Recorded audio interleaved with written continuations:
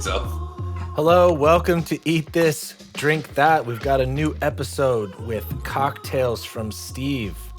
We also have Ali, and I am Ryan, and let's kick off this episode. Steve, what is your drink that for today? For some reason, everybody is super excited for today's podcast and the next three because we left Tiki Land. Now we're going into tropical land. Honestly, there's not much difference. Except for I was going to say, wow, what a giant departure. I'm still wearing a Hawaiian shirt. Yes. You know the big difference? Tiki drinks have a lot of ingredients. We're back to 3 or 4 ingredients. Today's recipe, the daiquiri, is only 3. This could not be a more simple and utterly destroyed cocktail because most people have either a concoction of pre-made ingredients that are gross or they don't know what they're doing. This is a simple drink. Rum, lime juice, simple syrup. You can play with the ratios to make it more acidic, more sweet, less of both. My recipe is pretty straightforward.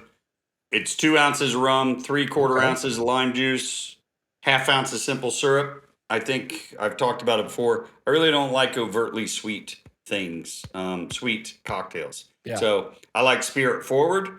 I like to taste the spirit. You can up the lime if you want. You can go to 1 ounce. You can up the simple syrup up to 3/4, or if you do like sweet things and you don't want that burn, you can go all the way up to 1 ounce of simple syrup. But there is no fancy, daiquiri glass. There is no pineapple garnish. There is no, this is none of that. You mean you're not going to make it in a pineapple? No. Or a coconut? And we're going to strain it, no ice, because you're going to sip this almost like a Manhattan. And it's just a daiquiri. Yeah. I don't think I've ever seen this drink in the wild. I don't think I've ever seen anyone order it because they're usually getting these sort of icy. There's always a flavor before it, right? Like I was going to say, you're missing an ingredient. It's called slush because that's what a daiquiri is. Yeah. Slush. Yep. Wow. Nothing frozen. Okay. Nothing frozen. We're not doing anything weird. We want to taste the rum. Wow. Have the palate texture of the lime, a little frothy, and a little bit of sweetness to kind of balance everything out. The other ingredients are really to create the cocktail and balance. Here's another big point. And it's neat. My mind is literally blown. I mean, going into our famous, our fun. Yeah, this is our coupe, but this is the new version of a coupe called the Nick and Nora that everybody's using. I just like the way it looks, feels. You're not in a swimming bowl, swimming pool of cocktail. It's going to end up being after dilution and shaking. Let's see, ounce. It might be 4 ounces. Might even be 3 3/4 ounce. It's not that big. We're not serving pool-sized drinks where you're sitting like this with 2 hands. This is a sipper to enjoy. Yeah. Okay. I get it. I am intrigued. Let's talk about rum again. I'm using almost everything we're going to do in the tropical section of cocktails. You can just get away with a nice silver Cuban rum. But Cuban rums are known for their purity, how clean, and they're neutral in flavor. I want a little more complexity. So I'm using Plantation 3 Stars, which is a blend of 3 countries in the Caribbean. So Jamaica, Barbados, Trinidad. There's different ways to make rum, either molasses or sugarcane actual juice. The sugarcane juice rums will be more grassy. The molasses rums will be more confectioner's sugar. And then how they make it and all the stuff they add to it can add a lot of weird flavors. And Jamaica is the weirdest. Well, maybe not the weirdest, but one of the weirdest. That's why I like stuff with Jamaican rum in it. So let's make this. This is super simple. All right. I got a shaker because you remember, usually with citrus juice cocktails, you're shaking. So we're adding texture and dilution. Yeah, and we're gonna do the full 30 seconds. I want a shaker ice. So I have my cube with spring Jesus, look at that thing. Yeah. It's a monster. It looks bigger than usual. It looks, Straight from the Rockies. it looks like the thing that took down the Titanic. Hey, hold on 1 second. My jigger is gone. Hold on. I knew this. Three ingredient drink, and still these issues. I knew it. Yeah. I think I had no Sorry idea about that that. this is what it was. My mind's blown. Crazy. It's not what people think of I've heard of daiquiris. strawberry daiquiri, right? I mean, that's the drink everyone gets, strawberry Yeah, yeah. daiquiri, and it's usually it's like Disneyland, right, in a glass or something. Yep. Total. It is. Yeah. It totally is. Look, yes, it does. And I'm not going to rag on people that like drinking a swimming pool size glass filled with frozen strawberry daiquiri with a pineapple and a big giant straw. I don't like drinking those drinks. It's too sweet, too sugary, too syrupy. I want pure, and I want to taste the spirit. I like tasting what I'm drinking. So You're a man. simple, simple, simple. I got rum, lime juice, simple syrup. So Nice. 2 ounces of rum into the shaker tin with the ice that I already put in there. Give us a little more visual if you can, Steve. I know we're limited here, but if you, just a couple inches higher would be awesome. Yeah. So then we're going 3/4 ounce lime juice. Wow. Okay, that's Just a pretty. squeezing those limes. That's probably more lime juice than we've seen in a drink so far. Yeah, and then only a 1/2 ounce of simple syrup. Okay. This is so remarkably clean. You Yes. know what I mean? Like, Yes. I mean, And that's what we want from a daiquiri. We want to taste the rum, whatever style rum you're using, either the really clean ingredients of a Cuban or the more estery, that banana peel or more kind of molasses, convection or sugar, whatever it is, we want to taste it. Is Ester the sort of description scale that you mentioned for the rum for the tiki drinks? Yeah. Okay. Yeah, and it really comes into play with Jamaican rums. Okay. And how they use it. They basically almost use a sour mash, just like Kentucky, but they're called dunder pits. And then they put scoop a little, like sourdough. It's all the same sort of thing. You just get an extra layer of depth and more aromas and flavors. Cool. So 30 seconds. Boom, boom, ba boom. Yeah. And you can shake any way you want to shake. This is not, everybody's been to a bar and seen a bartender have really crazy moves. I'm only going to shake for a little bit because you don't want to listen to me shake for 30 seconds. I'm not sure everyone else is agreement with flip that. the bottle around and pour it behind your back. Yeah. So notice the color. Oh, wow. You get a little bit of the texture from the shaking. You got the dilution. It doesn't fill the glass. The temperature is perfect. And I do not use lime wedges in my cocktails. I don't want to add more of an ingredient that I've already put together for the balance. I'm just going to use some decoration, little lime twist. Boom. That's the cocktail. Nice. So you're saying what this is the exception? You would use lime for this drink and not others? No, or only you're lime saying- twist. No. Yeah, twist. I don't want to add. I've already picked my ratios with the cocktail recipe. I don't want to add more of something post production. It'll throw everything what would out. the twist? What would the twist do then? Since we already have lime juice, is that going to just be like a sort of an effervescence on the top, sort of thing, or what? Essential what's the point oils of come out adding of the a little more? skins. Essential oils, Okay. but this is really decoration, garnish. Okay, Just well, I like got It you. strikes me that you would be hitting the nose. You know what I mean? Like Mhm. you know, if your lime's not just total garbage Oh fruit, my God. Yeah. unlike This is that so stuff, I good. buy some there. Yeah, You know man. what's funny? Straight up, this thing looks like a margarita. Straight up, you know what I Yep. mean? Like Yep. that's what Yeah. it's more. I had no idea daiquiri like this. Real daiquiri is more margarita-ish. You know, Yeah. I mean, lime, Just a simple. different spirit. I mean, and even the look as I look at it, I'm like, oh, is he drinking a margarita? I had no idea. Yeah. It's And the big crazy. difference, so But different yeah, spirit, but also no Cointreau, no triple sec if that's how you make your margaritas. right, And if you don't make them right. that way, I make them without Cointreau or triple sec. I use agave syrup, lime, and tequila. This Right, is you're subbing simple syrup for the agave syrup. That's it. And right, when you taste this, right. especially It's because so I'm using this rum or a more flavorful rum profile, I immediately taste that rum on the first sip.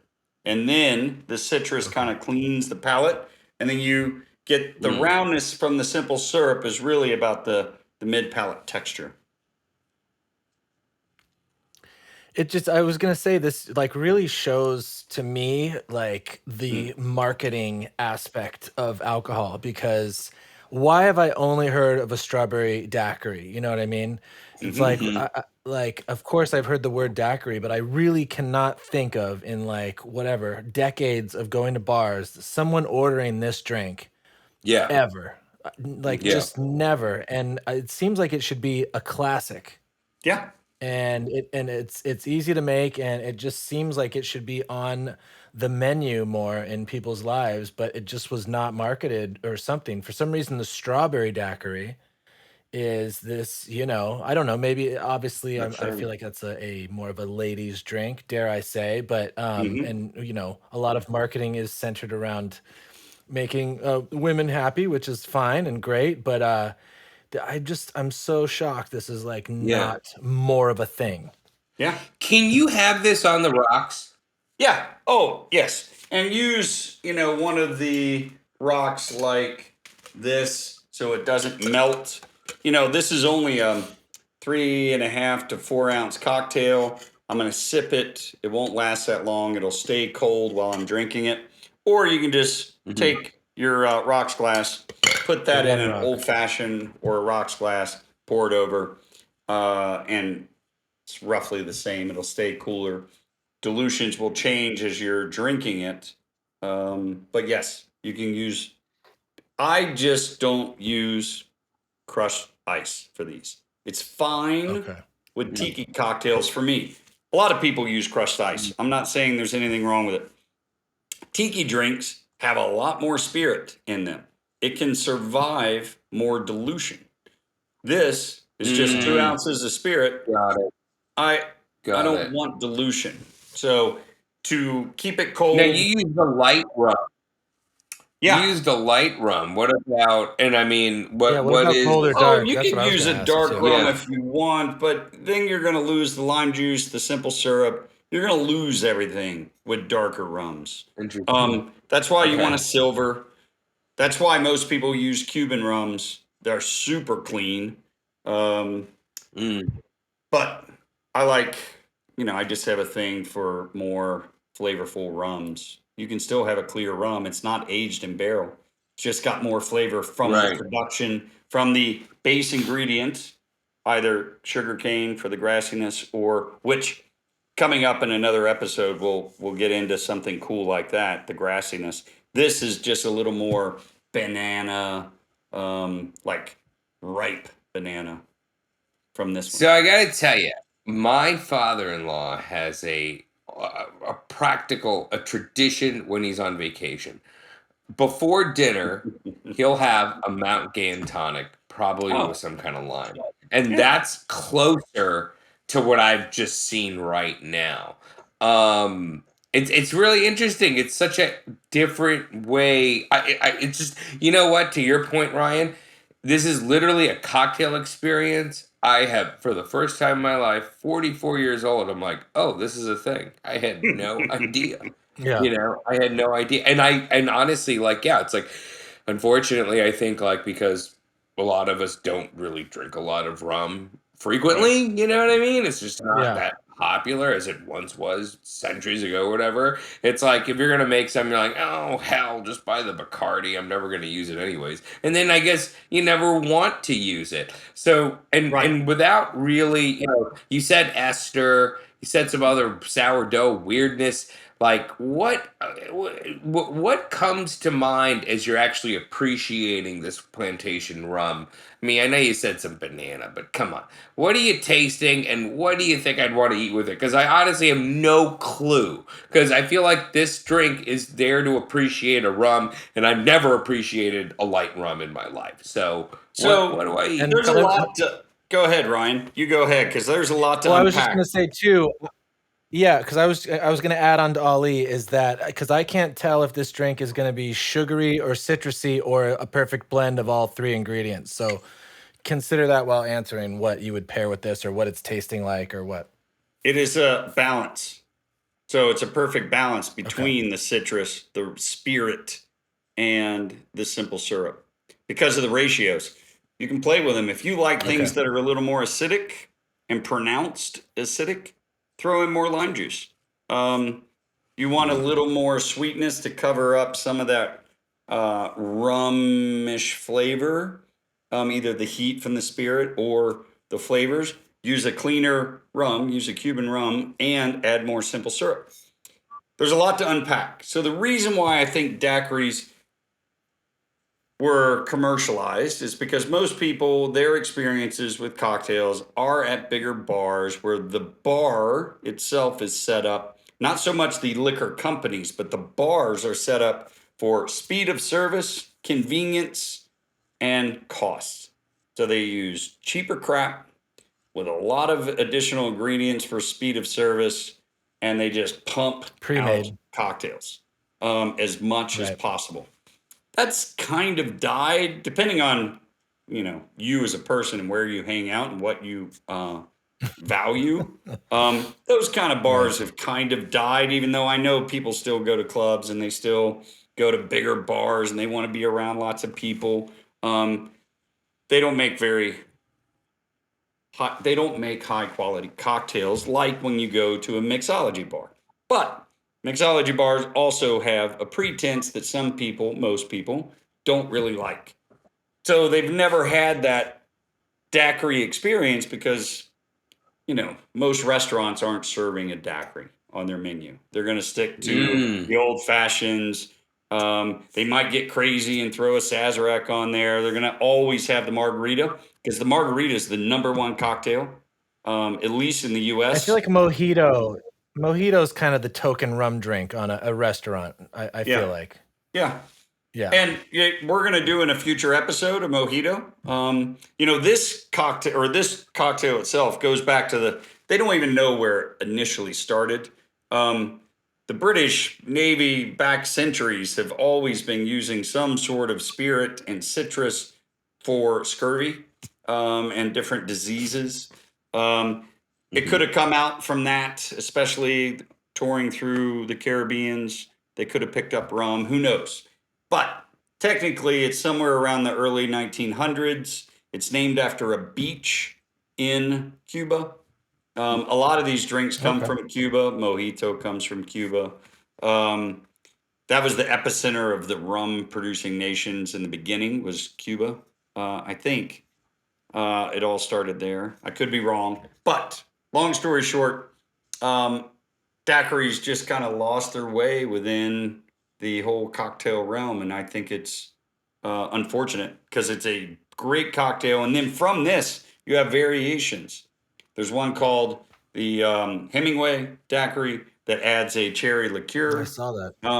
You can do a Ernesto Hemingway, which is big in the restaurant industry because they're always playing around. That uses tequila instead of rum. Tequila? I was like... or mezcal. There's out of this cocktail, there's lots of variations that you could do. Now on to rum and the experience of rum. Everybody has been waiting for rum to take off for decades, probably 20, 30 years. Never really has.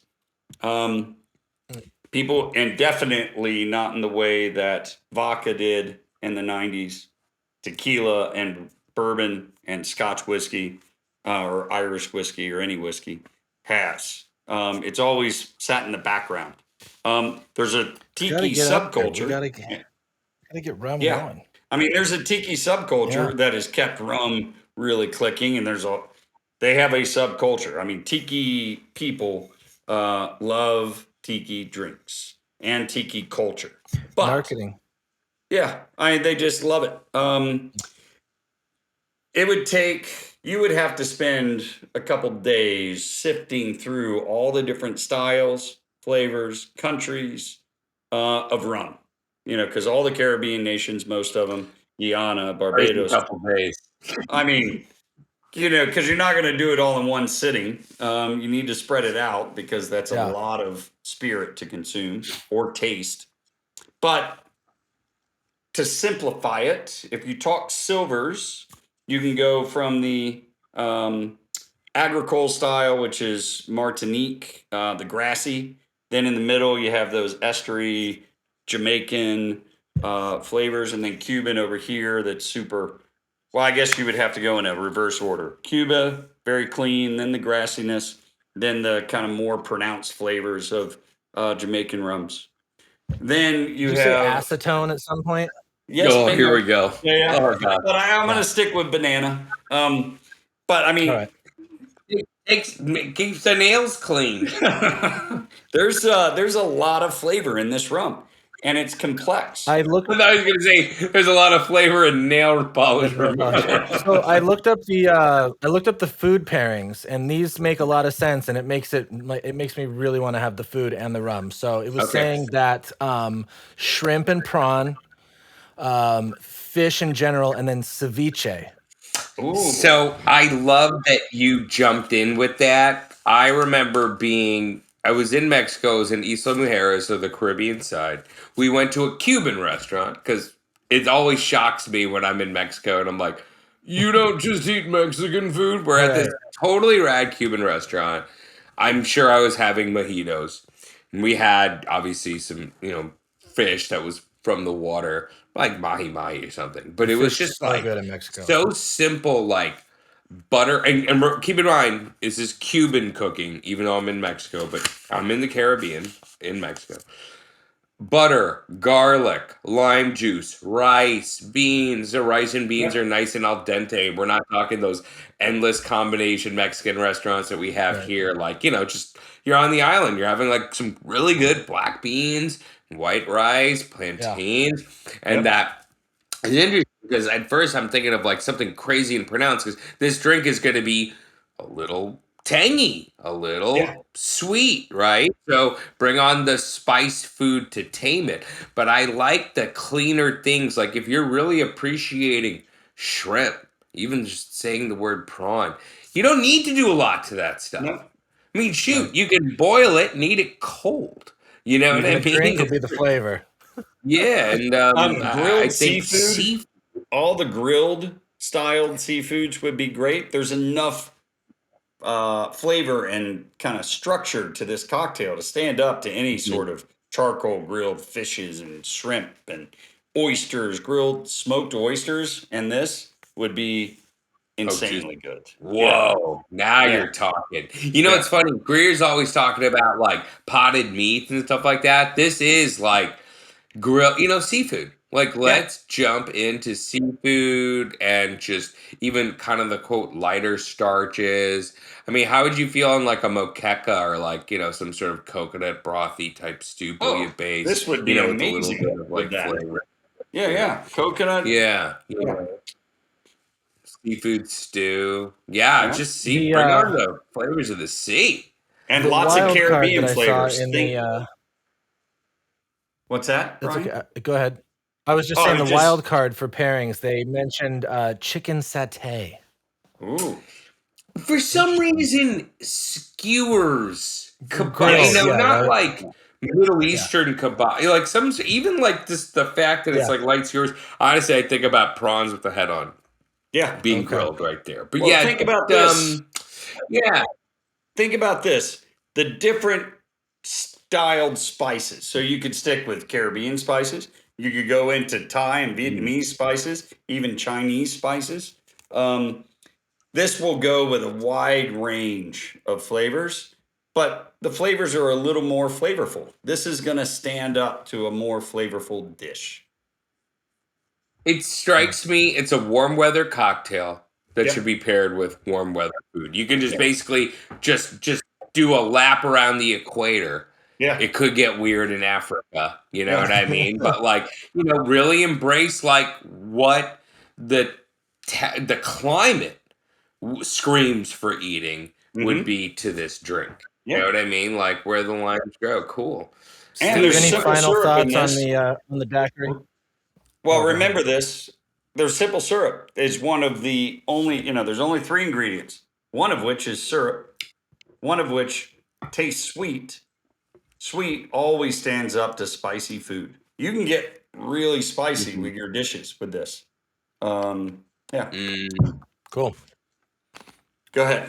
Daiquiris. I was going to say daiquiris. I learned something new. Yeah, Drink. big time. And it does make me honestly like, even maybe like you guys have had the Peruvian chicken joint, right? The pollo a la brasa, something like that.